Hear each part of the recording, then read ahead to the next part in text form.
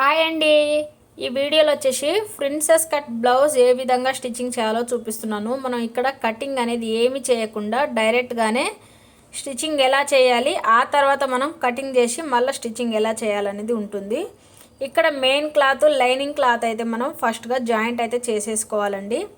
ఇది ఎలా అయితే ఉందో అదే విధంగా ఎక్కడ ముడతలు లేకుండా నీట్గా ఫినిషింగ్ తోటి స్టిచ్చింగ్ అయితే చేసేయండి.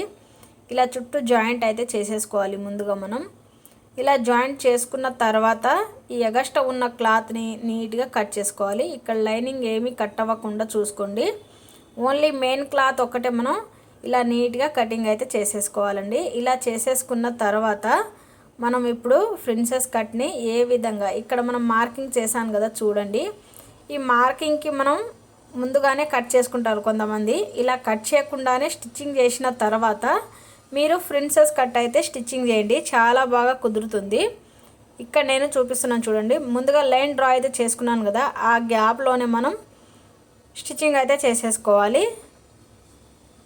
ఇక్కడ చూపిస్తున్నాను చూడండి. ఈ విధంగా ఇక్కడ ఈ కార్నర్లో వచ్చి ఈ విధంగా స్టిచ్చింగ్ అయితే చేసేసుకోవాలి. ఇలా స్టిచ్చింగ్ చేసిన తర్వాత ఇప్పుడు మనకి సెంటర్ పాయింట్లో ఈ ఖర్చు ఉంది కదా, ఈ ఖర్చు అనేది మనం కట్ చేసేయాలి. ఈ విధంగా మనం ఫ్రంట్ పార్ట్ డాట్స్ వేసేటప్పుడు ఇంత ఖర్చుతోటి వస్తుంది కదా, అదే ఖర్చుని మనం కట్ చేసి, అది అవసరం లేదండి. ఆ తర్వాత మనం ఇలా కట్ చేసుకున్న తర్వాత ఇప్పుడు మనం ప్రిన్సెస్ కట్ అనేది టైం వేస్ట్ అవ్వకుండా ప్రిన్సెస్ కట్ అనేది స్టిచ్చింగ్ చేసుకోవాలి. మనం కటింగ్ చేసిన తర్వాత మళ్ళీ అన్నీ జాయింట్ చేసుకొని దానికి మళ్ళీ స్టిచ్చింగ్ చేయడం కంటే నేను చెప్పిన ఈ టిప్స్ అయితే చాలా బాగా ఉపయోగపడుతుంది. ఎందుకంటే మనకి టైమింగ్ కూడా సేవ్ అవుతుంది, పని కూడా కొంచెం చాలా ఫాస్ట్గా అయిపోతుందండి. కాబట్టిగా ఈ టిప్స్ అయితే ఫాలో అవ్వండి. వీడియో నచ్చిన వాళ్ళైతే లైక్ చేసి ఛానల్ని సబ్స్క్రైబ్ చేసుకోండి. మీ ఫ్యామిలీ మెంబర్స్కి ఎవరికైనా యూజ్ అవుతుంది అనుకుంటే తప్పకుండా షేర్ చేయండి ఫ్రెండ్స్.